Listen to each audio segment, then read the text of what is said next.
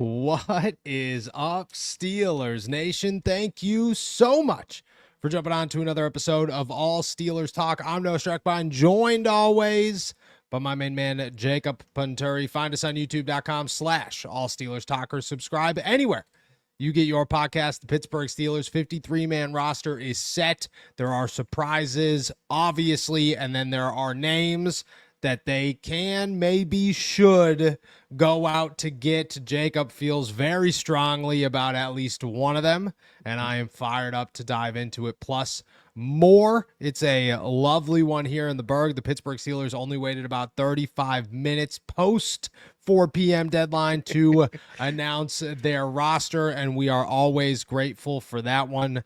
It is Wednesday morning. The dust is settled. Here we are. How you feeling, my friend? What's your thoughts on the Steelers and their team as we go months and months of training camp, OTAs, decisions, potential trades, crazy trades, and here we are gearing up for a trip to MetLife. Yep. As the dust settles here, as along with I think so many people, come to a more of a realization and a settlement on the idea that while the 53-man roster is in, we are gearing up for week one, there's still lots of changes afoot. There is still a lot of roster movement, transactions, all kinds of things happening around the NFL between now and week one kickoff here. So I am surprised at some of the way the Steelers moved. I am surprised at sort of some players who were left off. I was not surprised by others that maybe some people were as well, but I am excited about what is left on the table here in terms of possibilities for the Pittsburgh Steelers after the 53-man roster deadline by the NFL. So as the dust settles, I think I'm okay. I think I am recovering. But I think more than anything, I am excited for the opportunities that are sort of being set up here before the Steelers do take on the Jets. I look at the 53-man roster. I don't know how I feel about it still. You know, you stare it in the face and you go, I don't know if I expected it to look different. Maybe a little bit different, but not so much different. But you know, when you're going through a fantasy football draft and you're just like, dude, I'm kicking ass. This is the greatest fantasy football team of all time. And you're going, I somehow landed Jalen Ramsey. Jonnu Smith's here. You know what I mean? Roman Wilson's my sleeper. DK Metcalf, dude. Aaron Rodgers in the 7th round. What are we even talking about? How does that even happen?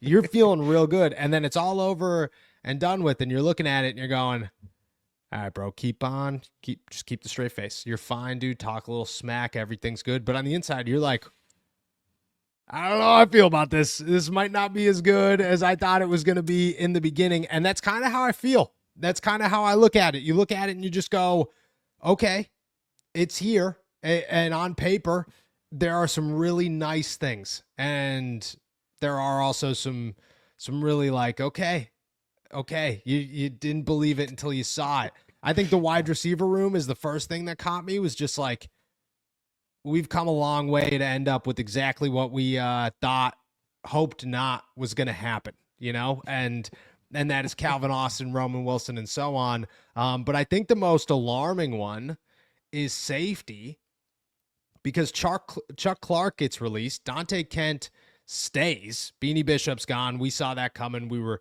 saying that for the last couple of weeks here. I think Diontae Kent shocked. Of all the moves,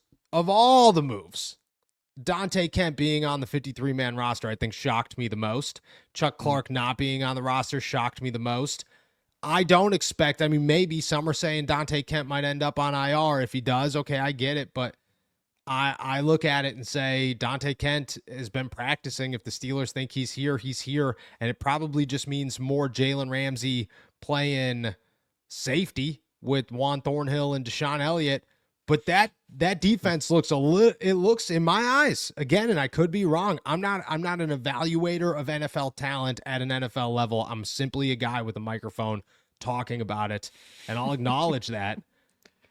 But to me, like, that is like oh, okay, Miles Killebrew's number 3 on the depth chart right now, and that was not something I was prepared to see, and maybe that's what took me by surprise the most here. But to me, it was like, ooh, that was surprising in a somewhat negative way in my eyes. Chuck Clark and Diontae Kent. I mean, were you as shocked as I think me and a lot of other people were to see that one come in their Yes, 53?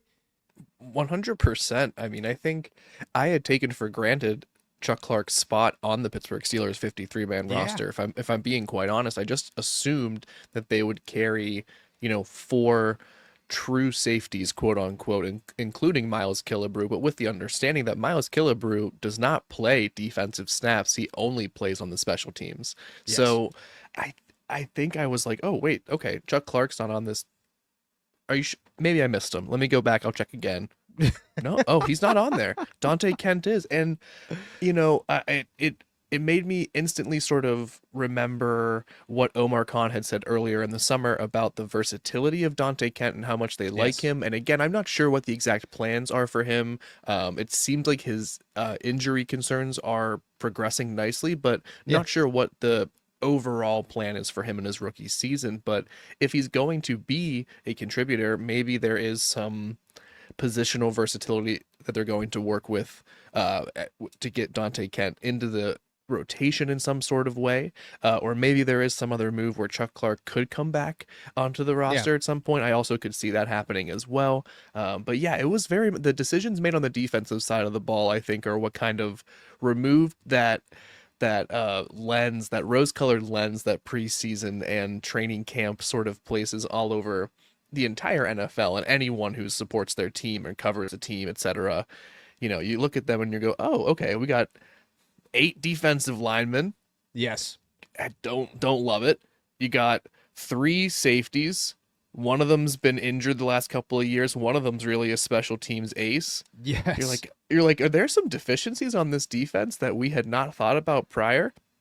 Maybe, so there were some surprises to say the least. I think that's a good way of putting it. Yeah. I was, again, like, it was a lot of it outside of Chuck Clark is exactly what I was thinking. It was just like that one move was just, oh, what?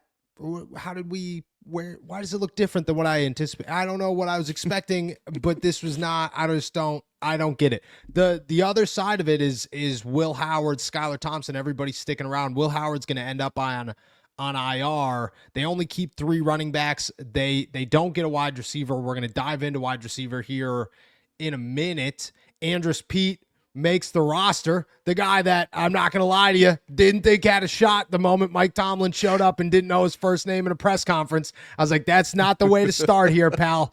You are an uphill battle, and you are carrying some rocks on some massive shoulders. I get it. Andrus Peat is he is the biggest human being I've seen. Darnell Washington's the most massive human being. Like, Darnell Washington no human should be that large. Andrus Peat's a guy that, like, if Andrus Peat didn't play in the NFL, he would still be walking around looking like the Big Show. You'd be like, I don't know where you came from, but your parents probably are 6'10", 340 pounds too. Like, it's just you sit down at a table made of giant boulders. That's what I picture. You know what I mean? Like, you can't sit at a normal table. It's too tiny for you. That's how I picture this.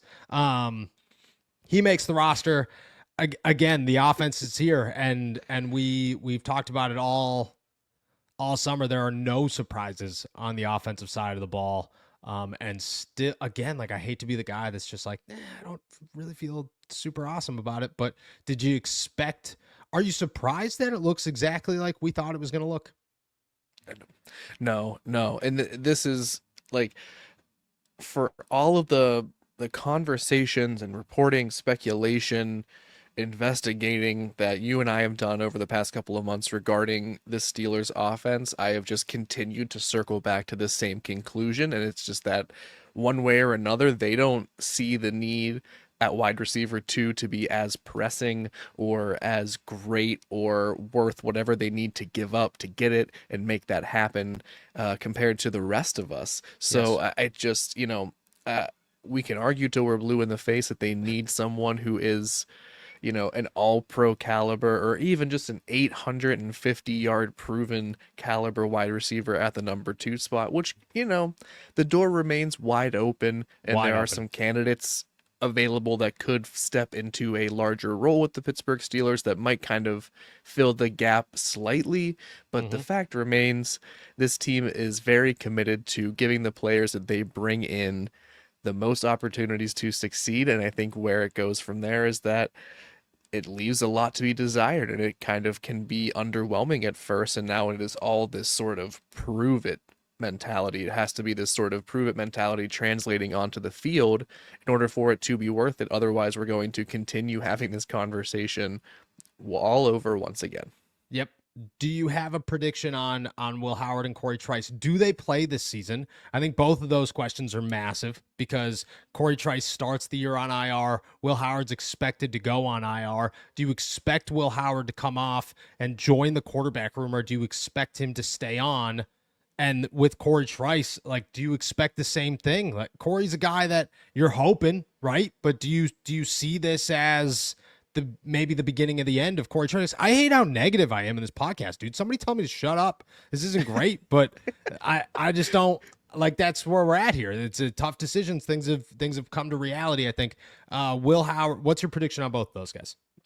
I think Corey Trice is certainly on his last leg, and I think they are going to get him back onto the field in order to try and, erase this injury-prone label, or to say this was, we gave you 48 million opportunities. Unfortunately, it just did not work out. Not because he's not a talented player, not because he's not driven, just because injuries seem to have sidelined him once again. So I anticipate seeing him sometime between week 5 and 7, 8, somewhere in there. I think they're going to give him a run. I think he's important to the rotation of the secondary as well. Yes. And if there is no other safety, if Chuck Clark does not return to this team in any sort of fashion, Jalen Ramsey will be playing a ton of safety, which eventually leads to an opening on the outside where you won't have Darius Slay available. You won't have Joey Porter Jr. available. You have Brandon Echols in the slot. You're going to need someone else to kind of pick up the slack. Yes. Corey Trice can be that guy if he can stay healthy. I anticipate seeing him in the 2025 regular season. Will Howard, on the other hand, I hold far less hope for, and I think it is just not dependent on him at all. If the Steelers are, if they start out strong and they are a winning team already, why is there any need to shake up the quarterback room? If Aaron Rodgers is happy, if Aaron Rodgers is having this resurgent sort of year, and if the offense is able to succeed, which really just looks like scoring some points, 25. Based off of this conversation. So yeah, I was going to say, if they could score more than 21 a game. Do not put the bar at Noah Strackbines and what his initial thoughts are. It's a bad place to be. It hurts. It doesn't, you know what I mean? I didn't sleep well last night. I think that's what it was. I think my cat was licking the side of the bed for a reason. I don't know why, but all I heard was, and I was like, what are you doing, dude? I'm trying to sleep. What are you doing?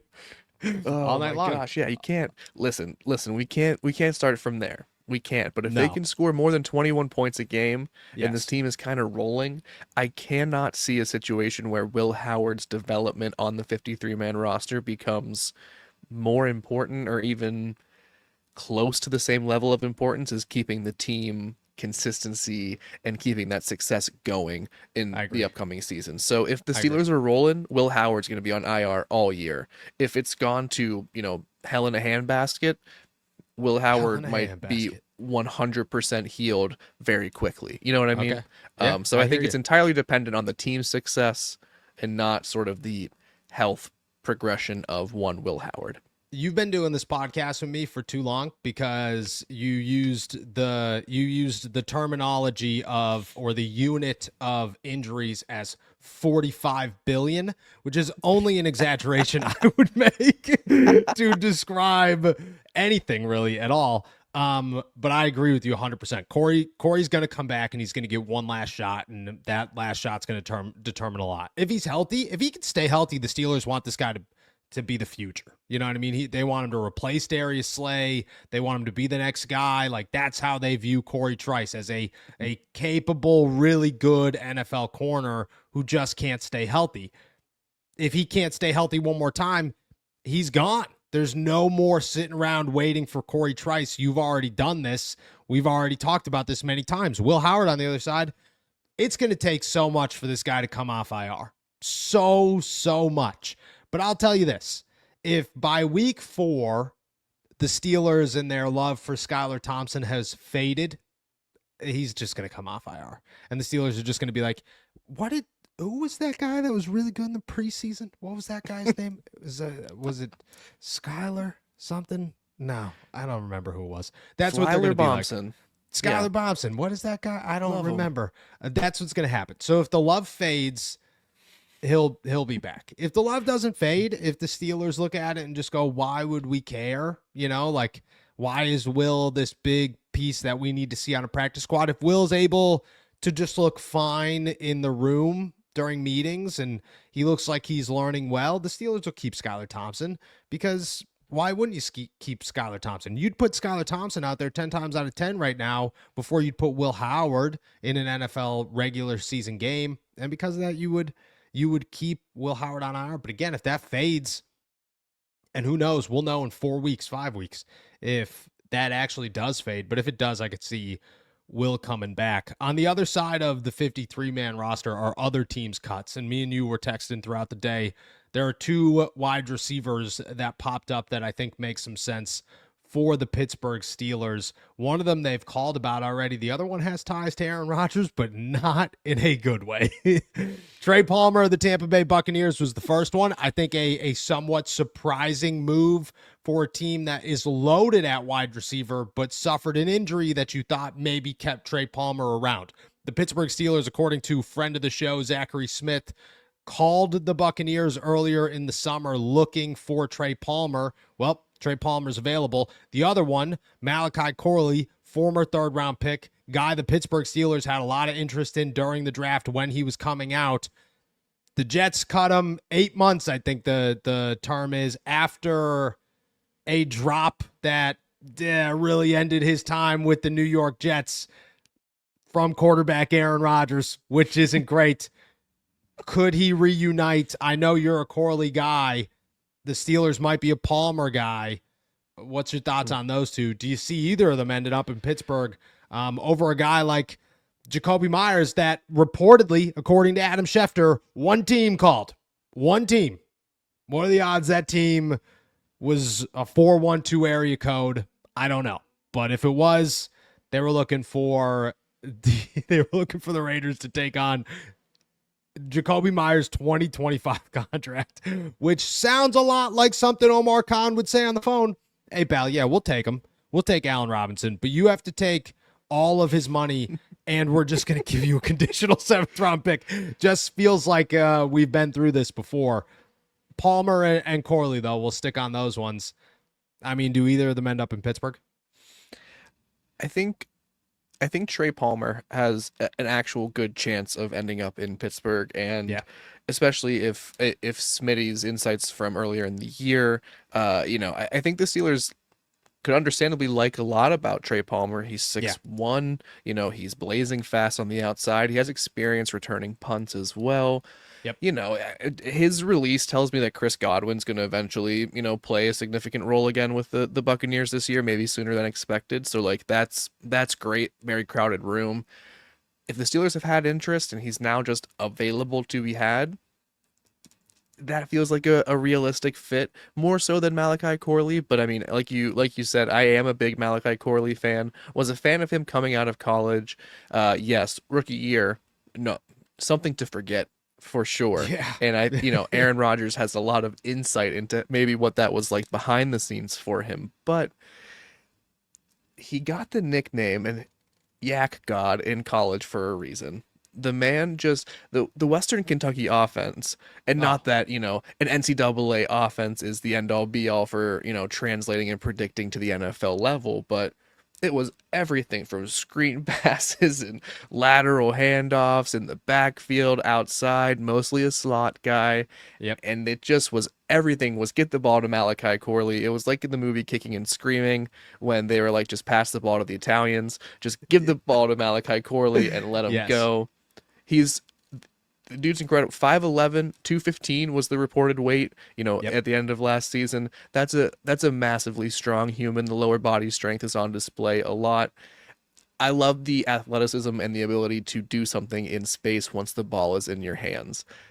The biggest problem is he's not the best scheme fit for the Steelers anymore, and they still have, of the receivers they kept, Scotty Miller, Calvin Austin, Roman Wilson. You're looking at 3 guys there who have showed an ability or only excel in the slot. So you're not really, we've talked about that being an issue already, and we've talked about that over previous weeks about the slot receivers being basically the only thing in the arsenal of the Pittsburgh Steelers wide receiver room. So adding another one probably isn't recommended. On the other hand, Trey Palmer is an outside option that I think, while he's not a number 2, he could at least give you some hope that he could develop into that, or maybe just give you a nice run of games and you have another receiver that complements. I don't know. So Palmer is more realistic. Nothing's exciting at this point, though, Noah. No. Nothing's exciting about these wide receiver additions, hypothetically. No. I mean, Jacoby Myers is the only exciting one. And to be honest with you, I got a couple of texts today from family members and friends that was like, dude, you got to relax on Jacoby Myers. I was like, yo, you got to go watch some tape on Jacoby Myers, bro. Back off, okay? Relax. Because he's good. He's really good at being a wide receiver 2. Is he a wide receiver 1? No. But he might be the second best, third best wide receiver 2 in the NFL, and it's third best. I keep forgetting Diontae Smith, and I'm sorry about that. People let me know that. Okay, I get it. I hear you. You're not a perfect. Close 3. I'm not. Again, the cat kept me up all. That's all I heard, dude. Just grossest ASMR ever. It was just, dude. It was just. And I was like, "What do you stop it? Just stop. Get off of the bed." All night long. Trey Palmer to me makes the most sense. He doesn't at the same time. Like, he's exactly what the Steelers already have in Scotty Miller and Calvin Austin and Roman Wilson. You don't need a third guy, but that's what the Steelers are looking at, and that's what they've been looking at. And again, Gabe Davis made sense schematically because he's a big body that you could put on the outside next to DK Metcalf or behind DK Metcalf. You're not going to get that in either of these guys. Malachi Corley, bigger than Trey Palmer, but also like mostly just like you said. No, but he's definitely got some bulk. Trey Palmer plays like a little receiver.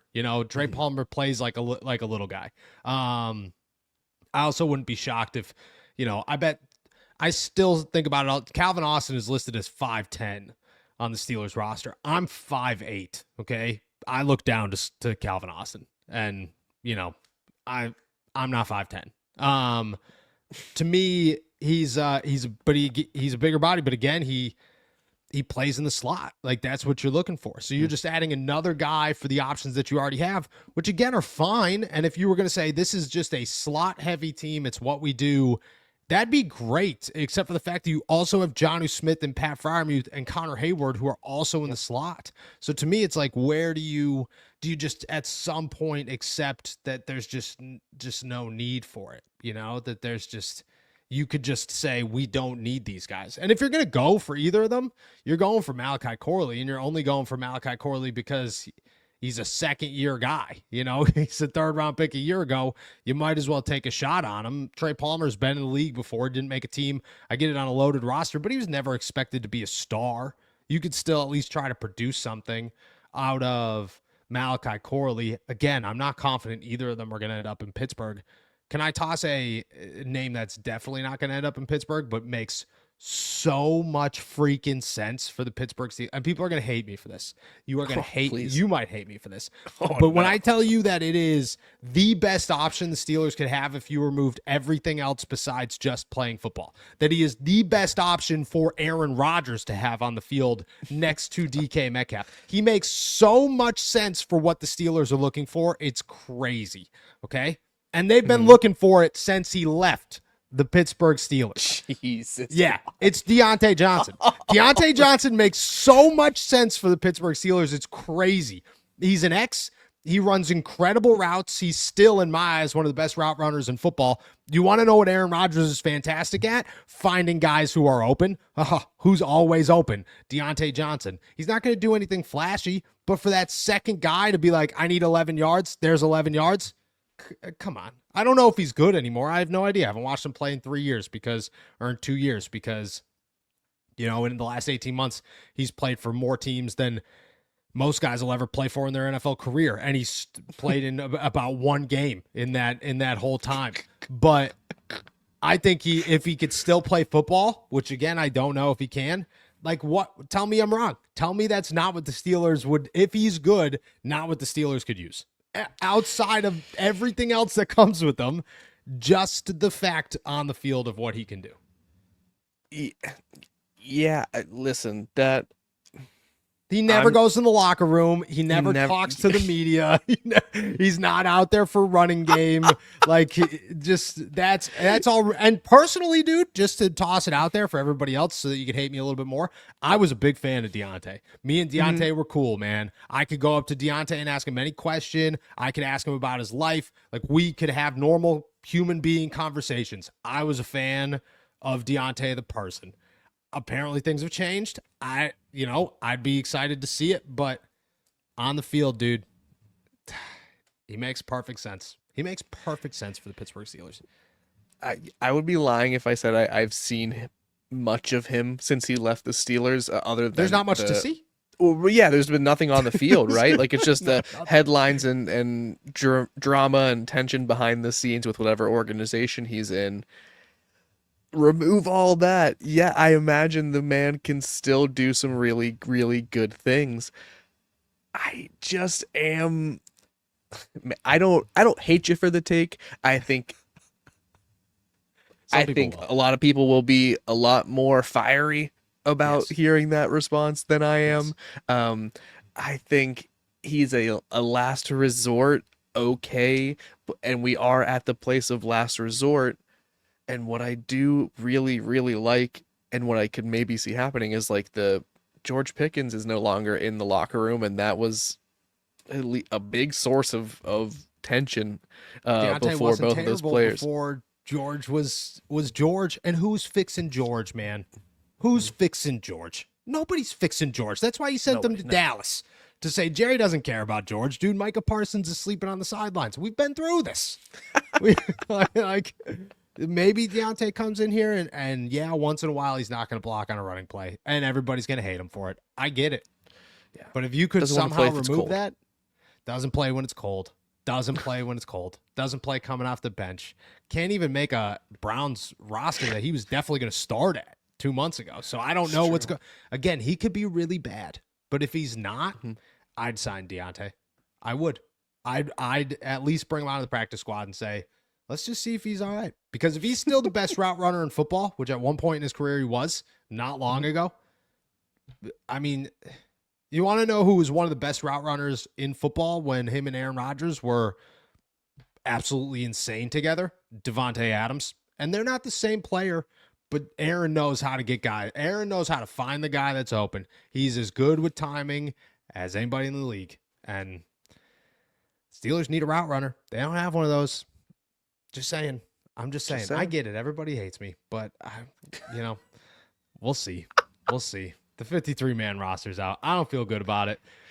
It's a bummer of an episode that I finished off with a bang of like, hey, everybody, this is how this episode went, okay?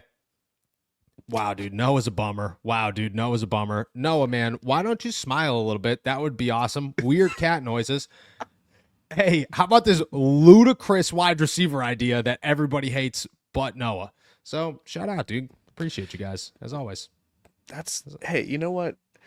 Listen, if Diontae Johnson could give 500 yards as the number 2 wide receiver, he could give 500 yards. I think that's the question at this point. I think you just need 600 yards, 500 yards from somebody. Where's it going to come from? I don't know. If it's Diontae Johnson, then great. I'll deal with this. This locker room is already set up to be a potential headache. Oh, if there's one more, it's great. Mike Tomlin can deal with him. I think it could happen. We are in this place of absolute last resort. We're talking about Trey Palmer, Malachi Corley. You're wondering, is the recently released Hunter Renfrow in play for the Pittsburgh Steelers? You know what I mean? As he should be. As he should be. And he should be, because things are so desperate and it's so bad, which means Diontae Johnson's a possibility. He's not really, but it would be awesome. It would be awesome. It would be awesome. There's a 0% chance, unless Mike T calls him and says, look, dude, we're going to pay you no money. You're going to show up, and we're going to see if it could work out, which I doubt. But you never know. You just never know, dude. You just never know. And with that said, guys, that's how we're wrapping this one up. Thank you, guys. Oh, man. Thank you guys so much for jumping on to another episode of All Steelers Talk. Make sure to subscribe to us on YouTube, youtube.com/All Steelers Talk. Check us out anywhere you get your podcast. And as always, find all of our work at si.com/NFL/Steelers. Yes, I will be making the Diontae Johnson thing a clip. So if you want to see it again, it'll be there. Don't worry about it. With that said, we'll be back tomorrow. Enjoy another beautiful day in the Berg. Peace.